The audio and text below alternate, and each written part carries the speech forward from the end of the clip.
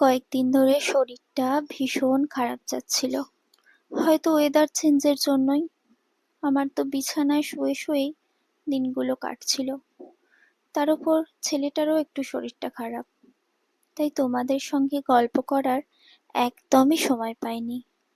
আজ একটু নিজের জন্য সময় পেলাম। তাই ভাবলাম এই সময়টা শুধু নিজের জন্যই রাখি। নিজের ভালো লাগা কাজগুলো করি। আঁকতে আমি বরাবরই ভালোবাসি, যদিও কোনোদিন শেখা হয়ে ওঠেনি। তাও এই কাজটাই আমাকে বারবার নতুন করে বাঁচিয়ে তোলে।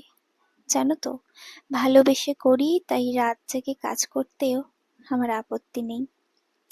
অনেকদিন হলো ভাজা ম্যাগি খাওয়া হয়নি, তাই আজ নিজের জন্য বানিয়ে নিলাম ম্যাগি, আর সঙ্গে আমার প্রিয় কফি। নিজের জন্য সময় বের করা, নিজের ভালো লাগার কাজগুলো করা, এটাই আমাকে শান্তি দেয়। তাই যখন সুযোগ পাই একটু নিজের সঙ্গে সময় কাটাই। চলো, আজকের মতো এখানেই শেষ। আবার দেখা হবে তোমাদের সঙ্গে আমার নতুন কোনো গল্পে।